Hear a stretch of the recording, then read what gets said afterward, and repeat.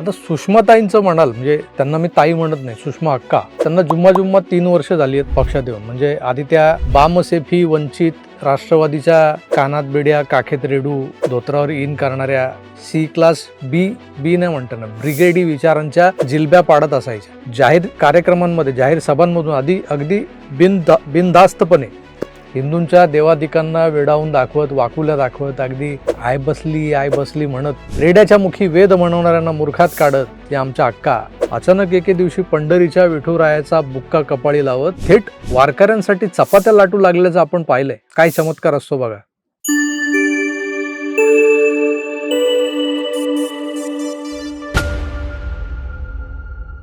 मित्र नमस्कार. परवा महाराष्ट्रातल्या प्रमुख राजकीय पक्षांनी त्यांच्या विधान परिषदेच्या 9 जागांसाठीचे जे उमेदवार आहेत त्यांच्याकडून जे जाहीर केले जाणार होते ते जाहीर केले. भाजपचं तर आधीच ठरलेलं होतं. त्यांचे 5 उमेदवार दिल्लीकडून ठरवले जाणार होते. तिथून ती नावं जाहीर झाली. शिवसेनेच्या 2 जागांसाठी चुरस होती, म्हणजे कोण असेल शिवसेनेकडून या चर्चा असताना नीलम गोरेंचं नाव चर्चेत होतं, पण सोबत शीतल मात्रेंनाही शर्यतीत उतरवलं गेलं होतं. त्यामागे त्या किष्किंधाताई होत्या, आपल्या माफ करा अयोध्याताई पोळ होत्या. त्यांना शीतल मात्रे हा बीट दिलेला दिसतोय बहुतेक उबाटांकडून. कारण हगलं मुतलं की या ताई शीतल मात्रेंवर काही ना काही कमेंट्स करत असतात. याच मिथिला नगरीनं माफ करा अयोध्या पोळ ताईनं घेणं ना देणं फोकट का चुना लगा ज्ञाना या तत्वावर सेनेकडून शीतल मात्रेंना का नाही उमेदवारी दिली असा गाळा काढला. तर किती ते प्रेम त्यांचं शीतल मात्रेंवर. खरं तर चड्डी बनियांमध्ये जास्त वावरणाऱ्या चड्डी बनियान गँगच्या मोरख्या असणाऱ्या या अयोध्या पोळ ताईंनी आपल्या घरात आधी डोकावून पाहायला हवं होतं. तुमच्या तिकडे मातोश्री कृपेनं त्या अंबादास दानवेंना उमेदवारी दिली गेली, त्यामागची कारणं वेगळी आहेत, त्यावर स्वतंत्र व्हिडिओ बनेल. पण जिथं उबाटा खुद्द विधान परिषद लढवणार होते तिथं दानवेंना पाठवलं म्हणून सर्वाधिक उदास झाल्यात त्या ठाकरे गटाच्या मुलूक मैदान तोफ ज्यांना म्हटलं जातं, त्या सुषमा अक्का. त्यांच्यावर तुम्ही का काही बोलत नाही? त्यांचं सांत्वन का नाही करत?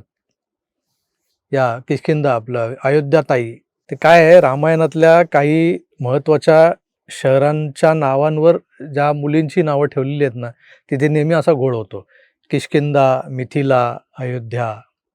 त्यामुळे जरा समजून घ्या हा जो काही घोळ होतोय तो. आता सुषमाताईंचं म्हणाल म्हणजे त्यांना मी ताई म्हणत नाही, सुषमा अक्का.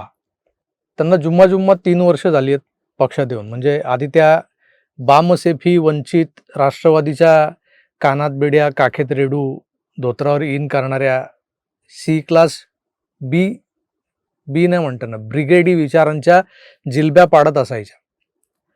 जाहीर कार्यक्रमांमध्ये जाहीर सभांमधून अगदी बिनधास्तपणे हिंदूंच्या देवादिकांना वेडावून दाखवत वाकुल्या दाखवत अगदी आय बसली म्हणत रेड्याच्या मुखी वेद म्हणवणाऱ्यांना मूर्खात काढत या आमच्या अक्का अचानक एके दिवशी पंढरीच्या विठुरायाचा बुक्का कपाळी लावत थेट वारकऱ्यांसाठी चपात्या लाटू लागल्याचं आपण पाहिलंय. काय चमत्कार असतो बघा. ते म्हणतात देवाची करणी नारळात पाणी, तसा प्रकार होता. अक्कांचं मतपरिवर्तन कसं झालं हा मोठा संशोधनाचा वगैरे विषय नाहीये. त्यांनी फार विचारपूर्वक शिवसेना फुटल्याचा मुहूर्त साधला, सहानुभूतीच्या लाटेवर स्वार माहेरच्या साडीचा पदर पकडला आणि त्या आल्या उद्धव बाळासाहेब ठाकरे यांच्या शिवसेनेत. त्यांच्या हातात शिवबंधन बांधणाऱ्या नीलमताईंचा चेहराही तेव्हा बघण्यासारखा होता. खरं तर माननीय बाळासाहेबांबद्दल अनुदार उद्गार काढणाऱ्या अक्का, आदित्याला लुंगी डान्स कर म्हणणाऱ्या अक्का, अरे उद्धवा तू चढ की अंडी फोडायला म्हणणाऱ्या अक्का, यांचा विनासायास त्याच पक्षात प्रवेश होतो. या सगळ्या टीका टिप्पणी नंतरही त्या उपनेत्या बनवल्या जातात आणि मग काय त्यांचा पावती फाडण्याचा कार्यक्रम सुरू होतो. कोणी सोफा देतं फाड पावती, कोणी टी व्ही देतं फाड पावती, कोणी आणखी काहीतरी देतं फाड पावती, तर कोणी कानफटात पण शिलगावतं फाड पावलं. पावती कुठे फाडता? त्यातूनही या आमच्या अक्का शिवसेना उबाटा गटाच्या प्रमुख प्रवक्त्या बनतात. त्यांना पक्षप्रवेशानंतर पहिल्यांदाच शिवाजी पार्कात दसरा मेळावा नुसता जवळून पाहायला मिळत नाही स्टेजवरून, तर त्या चक्क दसरा मेळाव्यात भाषण करतात. हे भाषण शिवसेना ओढून घेऊन गेलेल्या गद्दार एकनाथ शिंदेंवर आणि त्यांच्या त्या 40 चोरांवर बेतलेलं असतं. 50 खोक्याने एकदम मुकेवाला स्टान्स, त्याला खास मराठवाडी भाषेचा टच, याच्या जोरावर त्या टाळ्या आणि शिट्ट्या कमवतात. फेमस होतात अक्का. अक्कांचं तसं या गटात बरं चाललंय असं वाटत होतं, कारण त्यांना मातोश्रीच्या किचन कॅबिनेटकडून मुक्त हस्त दिला गेला होता. तसं दिसत तरी होतं. त्यांना दौऱ्यावर त्या जर ज्या कुठे गेल्या महाराष्ट्रात, तर त्या दौऱ्यावर असताना शासकीय विश्रामगृहात नव्हे तर पंचतारांकित हॉटेलात सूट बुक करून द्यावा असा वरूनच आदेश आलेला होता. संभाजीनगरात अंबादास दानवे यांनाच याचा अनुभव आलेला आहे. ज्या वरून कसा आदेश येतो, त्यांनीच मग आधी सुभेदारी गेस्ट हाऊस, जे संभाजीनगरचं फेमस गेस्ट हाऊस आहे, शासकीय विश्रामगृह, तिथं बुक केलेला रूम कॅन्सल करून त्याऐवजी हॉटेल रामी इंटरनॅशनलमध्ये सूट बुक करायला लावला होता अक्कांसाठी. हा किस्सा तसा जुना झालाय नाही आता, त्यामुळे राहू द्या. पण हे सांगण्यामागचं कारण असं आहे मित्रांनो, की या अक्कांना ज्या पद्धतीनं मातोश्रीवरच्या एका गटाकडून हवा भरली जात होती ना, त्या गटाला संपादक संजय राजाराम राऊत यांचं संघटनेतलं महत्त्व कमी करायचं होतं आणि ते दिसत होतं. त्या मंडळींनी आमच्या अक्काला या कामी वापरून घ्यायला सुरुवात केली. अर्थात हे सगळं खुद्द संजय राऊतांना देखील समजलेलं होतं. मातोश्रीवरच्या किचन कॅबिनेटला वगळता आता तिथं वेगवेगळी संस्थानं कार्यरत आहेत. मिलिंद नार्वेकर नावाचं एक संस्थान आहे, विनायक राऊत आणि अनिल परब यांचं एक संस्थान आहे, खासदार अनिल देसाई, हर्षल प्रधान आदी अष्टप्रधानांचं एक कोंडाळं आहे. आमच्या अक्का या कोंडाळ्यातल्या घोटाळ्यात कधी अडकल्या ते त्यांना देखील समजलं नाही. पूर्वाश्रमीच्या बामसेफी संस्कारांनी घडवलेला त्यांचा मेंदू अचानक त्यावरच्या सुरकुत्या बदलाव्यात आणि भगव्या व्हाव्यात असं होणार तर नव्हतं. पण झालं काय, तर शिल्लक सेना नावाचा जो गट ठाकरेंकडे उरला होता, त्या गटानं 2019 पासून आपला रंग बदलला होता. भगवा हिंदुत्व यांच्या व्याख्या त्यांनी पार बदलून टाकल्या होत्या, आपल्या सोयीच्या केल्या होत्या. आणि हे सोयीचं जे काही राजकारण जे होतं, ही जी तडजोड होती, या बदललेल्या व्याख्या आमच्या अक्कांच्या पथ्यावर पडल्या होत्या. आणि त्यांनी मग प्रबोधनकारांचं हिंदुत्व अशा लेबलखाली, म्हणजे प्रबोधनकारांचं हिंदुत्व म्हणजे काय, देवळांचे देव, शेंडी जानव्यांचं हिंदुत्व, गोमूत्रधारी हिंदुत्व, घंटा बडवणारं हिंदुत्व, अशा वेगवेगळ्या परिप्रेक्षातून आपलं बामसेफी तत्वज्ञान शिल्लक सैनिकांवर सोडायला सुरुवात केली. आता तत्कालीन परिस्थितीत काय महत्त्वाचं होतं, हे बामसेफी तत्वज्ञान की अजून काय? पक्षातल्या बंडखोरांना म्हणजे शिंदे कंपनीला ठोकायचं हा मेन अजेंडा होता त्यावेळेला. तो अजेंडा ज्यानं व्यवस्थित चालवला तो हिट झाला. संजय राऊतांनी सुरुवातीला अतिशय आक्रमकपणे आणि खालच्या भाषेत शिंदे गटाला धू धुतलं. ते तसंही सो दाऊदवाले राऊत होतेच, त्यात अजून भर पडली. मग काय तर ते हिरोज झाले शिल्लक गटाचे. पण वाहत्या गंगेत अक्कांनी मग मस्त हात नाही धुतले, आंघोळच करून घेतली. त्यांनी महाराष्ट्र पिंजून काढला. शिंदेंवर प्रचंड टीका केली. जिथे त्या जातील अक्का आमच्या, तिथं त्यांनी त्या मतदारसंघात प्रचंड टीका केली. त्या उद्धवजींना भेटण्याआधी शिंदेंच्या खास माणसाला म्हणजे नरेश मस्केंना कशाला भेटल्या होत्या हा विषय नंतर मागे पडला, पण टीका केली त्यांनी शिंदेंवर. भले नरेश मस्केंनी तो सतत मांडला प्रश्न आणि हा तो प्रश्न मुद्दाम विचारला परत, पण त्याचा प्रभाव तितका पडला नाही. का भेटल्या होत्या नरेश मस्केंना? इतक्या आमच्या अक्का लोकप्रिय झाल्या त्या टीकेमुळे शिंदेंवरच्या. पण या लोकप्रियतेला एक मर्यादा होती. ही लोकप्रियता एका गटापुरती मर्यादित होती, कारण त्या एका गटाचं प्रवक्तेपद त्या निभावत होत्या. आता किमान त्या गटानं त्यांची दखल घेऊन त्यांना मैदानात लढणाऱ्या शिपाई प्रवर्गातून बाहेर काढून बढती द्यायला हवी होती. त्यांना आमदार खासदार बनवावं अशी त्यांना स्वप्न पडू लागली होती. विधानसभेला त्यांना स्टार प्रचारक बनवून हिंडवलं पक्षानं राज्यभर, पण एखादी जागा दिली नाही लढायला. त्या लढल्या असत्या तर नक्की जिंकल्या असत्या. हा जो काय आत्मविश्वास निर्माण झाला होता ना अक्कांच्या अंतर्मनात, म्हणजे त्या पंकजा मुंडेंच्या विरोधात उभ्या असताना त्यांना काहीतरी 449 मतं मिळाली होती, त्याची 44,449 झाली असती, असा एक त्यांना विश्वास निर्माण झाला होता. त्यात त्यांनी एवढी मतं पुरेशी असतात जिंकायला. तर तिथेच अक्कांचं चुकलं. त्यांना वाटलं असेल की त्या दुसऱ्या प्रियंका चतुर्वेदीच आहेत. बघा, जे हा कदाचित माझ्याकडून थोडीशी अतिशयोक्ती होईल असं वाटत असेल तुम्हाला. म्हणजे राज्यसभेच्या वेळी देखील त्यांना वाटलं होतं की मला पाठवतील दिल्लीला, पण गेले शरद पवार. आता विधान परिषदेच्या या एका जागेसाठी आधी उद्धवजींचं नाव घेतलं जात होतं, पण जर ते मागे हटले तर मग कोण, असा जो प्रश्न निर्माण झाला होता त्यावर उत्तरं अनेक होती. पण अंबादास दानवे हे नाव काय फिक्स नव्हतं. दानवेंना डावललं जाईल असं वाटत होतं. त्याचं कारण सांगतो तुम्हाला. ते भाजपच्या संपर्कात यायला लागले होतेच.